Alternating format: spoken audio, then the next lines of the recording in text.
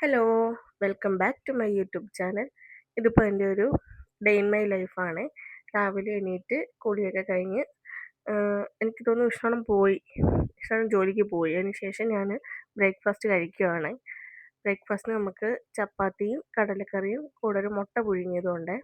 മുട്ട പുഴുങ്ങിയത് ശരിക്കും പറഞ്ഞാൽ എനിക്ക് വലിയ താല്പര്യമൊന്നുമില്ല, പക്ഷേ ഈ സമയത്ത് നമ്മൾ കഴിക്കണമല്ലോ, അത് വിചാരിച്ച് ഞാനും കഴിക്കുന്നു, അത്രയേ ഉള്ളൂ. അതിന് ശേഷം നമുക്ക് ഒരു വലിയൊരു ജോലി ഇന്നുണ്ടായിരുന്നു. ആദ്യത്തെ തുടങ്ങിയപ്പോഴുള്ളൊരു ആവേശമൊന്നും പിന്നെ അങ്ങോട്ടില്ലായിരുന്നു കേട്ടോ.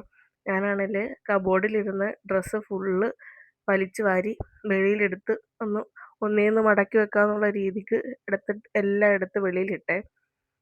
അവസാനം അത് വല്ലാത്തൊരു പണിയായിപ്പോയി. എനിക്കാണെങ്കിൽ പറ്റാത്ത രീതിക്കുള്ള ഒരു പണിയായിപ്പോയി. ഞാൻ പിന്നെ ഇരുന്നും നിന്നും നടന്നുമൊക്കെ അവസാനം തീർക്കേണ്ട വന്നു.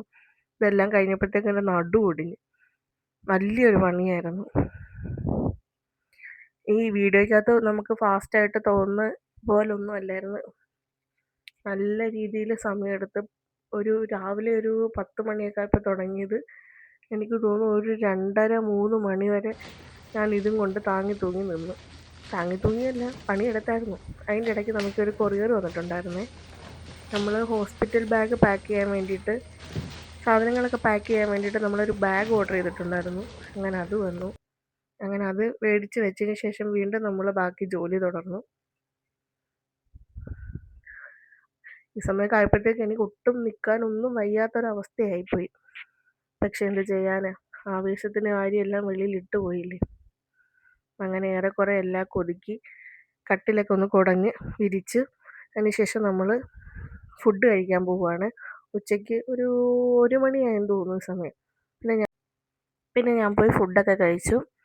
ഫുഡ് നല്ല സൂപ്പറായിരുന്നേ. നല്ല ചക്കയും മീൻകറിയും മീൻ വറുത്തതും പാവയ്ക്ക തോരനും ചമ്മന്തിയും മോരും എല്ലാം കൂടെ കൂട്ടി ഒരു പിടി പിടിച്ചു. അതിനുശേഷം വീണ്ടും എനിക്ക് കുറച്ചുകൂടെ ജോലി ഉണ്ടായിരുന്നു, തൂക്കാനുണ്ടായിരുന്നു കേട്ടോ റൂം. അങ്ങനെ റൂം തൂക്കാൻ വേണ്ടിയിട്ട് നിന്നപ്പോഴത്തേക്കും വിഷ്ണുണം വന്നു.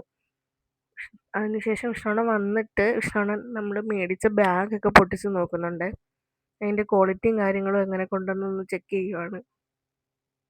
അത്യാവശ്യം നമ്മൾ കൊടുത്ത പൈസയ്ക്ക് വർത്തായിട്ടുള്ള ഒരു പ്രൊഡക്റ്റായിരുന്നേ. നല്ല പ്രൊഡക്റ്റാണ്, നമുക്ക് ഇഷ്ടപ്പെട്ടു. അങ്ങനെ നമ്മൾ പെട്ടിയൊക്കെ നോക്കി. അതിന് ശേഷം ഞാൻ വിഷ്ണുവിന് ഫുഡൊക്കെ കൊടുത്തു. വിഷ്ണുവിന് ചോറൊക്കെ കഴിച്ചിട്ട് വീണ്ടും സൈറ്റിലോട്ട് പോയി. എന്നിട്ട് ഞാൻ വൈകിട്ട് കാപ്പിയൊക്കെ കുടിച്ച്